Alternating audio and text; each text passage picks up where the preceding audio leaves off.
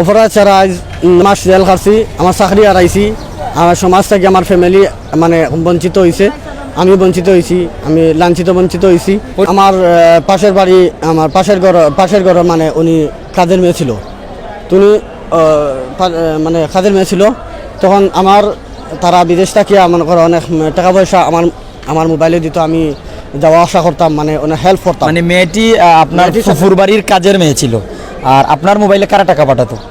মানে ফুফু পাঠাইতো, বাচ্চা পাঠাইতো, এরা পাঠাইতো যে দাদি একজন আছে, উনি বয়স্ক, ওনার কিছু টাকা দেওয়া লাগে, কিন্তু ওনার ঘরে কোনো পুরুষ নাই হিসাবে আমি যাইতাম। তখন আমার এই সরলতার সুযোগ পেয়ে আমাকে দেখছে যে আমার ফাঁসাইলে তারা বল করতে পারবো, আমার সাথে জুলুম করতে পারবো, আমার সাথে অন্যায় অত্যাচার করতে পারবো, তাই আমার বল করিয়া তারা আজকে আমার দীর্ঘ 9 মাস আমার জেল হাজতে আমার নির্দোষ। আমি সেই সময় আমি বলছিলাম যে আমি এই বাচ্চার কোনো জানি না, যদি আমি বাচ্চার কোনো রুম পরিমাণ আমার কিছু দেখে আমি সব দায়বদ্ধ নিয়ে নিব। প্রিয় দর্শক, অপরাধ ছাড়া 9 মাস জেল কাটলেন, অবশেষে ডিএনএ টেস্টে রায় পেলেন। আর আমরা এরকম একটি ঘটনা নিয়ে আছি সিলেটের দায়রা জজ আদালতে, আদালত ভবনে। বিস্তারিত শুনবেন একটু পরে। আলহামদুলিল্লাহ, দীর্ঘ 9 মাস একজন নিরীহ মানুষ কারাবরণ করার পর গতকালকে জামিন পেয়েছে একটা মিথ্যা মামলায়। ওকে সাজানো একটা মামলায় দীর্ঘ 9 মাস হাজতপাত করতে হয়েছে। শেষ পর্যন্ত ও জামিন পেয়েছে। ডিএনএ টেস্টের মাধ্যমে প্রমাণ হয়েছে যে অপরাধী না। আমরা আইনজীবী হিসাবে এটা চাই যে ন্যায় বিচার প্রতিষ্ঠিত হোক এবং প্রকৃত অপরাধী যে তাকে খুঁজে বাইর করে আইনের আওতায় নিয়ে আসা হোক। সবাইকে বিসমিল্লাহির রহমানির রহিম। আমি অ্যাডভোকেট দেলোয়ার হোসেন দিলু।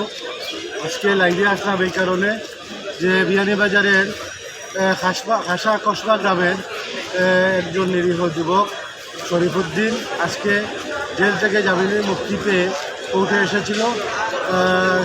সে একটা মিথ্যা নারী নির্যাতন এবং ধর্ষণ মামলায় দীর্ঘ 9 মাস কারাবরণ করে আজ গতকালকে জামিন পেয়েছে এবং আজকে সে কারাগার থেকে বের হয়েছে। এই মামলার বিষয়বস্তু ছিল 14 বছরের একটা মেয়ে।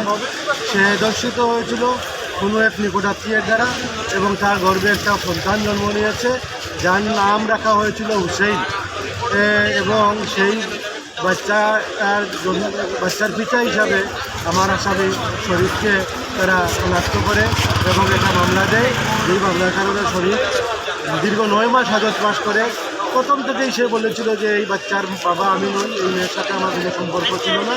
তারপরও সে মিথ্যা মামলায় কারাবরণ করতে হয়েছে এবং তার ইচ্ছা ডিএনএ পরীক্ষা করে দীর্ঘ দিনের পরীক্ষা শেষে যে রিপোর্ট এসেছে সেখানে দেখা যাচ্ছে যে এই বাচ্চার বাবা সে ছিল না, সে নয়। তাই পুলিশ বাধ্য হয়েছে ফাইনাল রিপোর্ট দিতে। এই জন্য আমরা আইনি প্রক্রিয়া চালিয়েছি এবং বিজ্ঞ আদালত তাকে জামিনও দিয়েছেন। এবং আমাদের বক্তব্য হচ্ছে যাতে ভবিষ্যতে কোনো ধরনের এই ধরনের কোনো নিরীহ মানুষ মিথ্যা মামলায় আসামি না হয়, মিথ্যা মামলায় যেন কারাবরণ না করে, নির্যাতিত না হয়। তার জীবনের 9টা মাস অন্ধকার কারাগারের প্রকোষ্ঠে কাটিয়েছে। এই দিনগুলো তাকে কে ফিরিয়ে দিবে? আমরা এর বিচার চাই, যাতে এই মেয়েটাকে কে ধর্ষণ করেছে এবং কে সেই সন্তানের বাবা, এইটা যেন বেরিয়ে আসে। সবাইকে ধন্যবাদ। আমি 9 মাস 3-4 দিন মনে হয়ে গেছে, মানে 10 মাসও পরে গেছে। আমি নির্দোষভাবে আমি জেল খাটছি। আমি সঠিক বিচার চাই। তোমার কর্মস্থল বা তোমার চাকরি কি ছিল? আমি বিয়ানীবাজার ফায়ার সার্ভিসে ছোটোমোটো একটা চাকরি করতাম। তাই আজকে এই চাকরি থেকে আমি বঞ্চিত, আমার ফ্যামিলি বঞ্চিত। কোন কারণে বঞ্চিত চাকরি থেকে? আমি এই মেয়ের মামলার কারণে আমি আজ বঞ্চিত। দীর্ঘ 9 মাস জেলে ছিলে, এখন সেই চাকরি আছে কিনা? গতকালকে জেল হাজত থেকে জামিনে যাওয়ার পর সেই চাকরির অবস্থা কি জেনেছেন কি? গতকাল আমি আসার পরে আমার ভাই এতদিন আমার জানাই নাই, কিন্তু আমি টেনশন করবো, আমি আমার ফ্যামিলি নিয়ে আমি টেনশন করবো, অসুস্থ হবো। তখন আমার ভাই বলছে যে আমি যে সময় মামলা হয়েছে তখন পর আমার চাকরি থেকে আমি বঞ্চিত হয়ে গেছি। আজকে আমার আত্মীয় স্বজনের কাছ থেকে আমি বঞ্চিত, আমার ফ্যামিলি থেকে বঞ্চিত। আমার ফ্যামিলি অনাহারে ঘুরতেছে। আজ এত লাখ লাখ টাকা আমার খরচ এই মামলার তোলে। আমি এখন আমার কি অবস্থা হবে একমাত্র আল্লাহ রাব্বুল আলামিন ছাড়া আমি হইতে পারতাম না। পরিশেষে আইনের কাছে কি চাই? পরিশেষে আমি আইনের কাছে আমি সুষ্ঠু বিচার চাই, সুষ্ঠু তদন্তের মাধ্যমে আমি সুষ্ঠু বিচার চাই।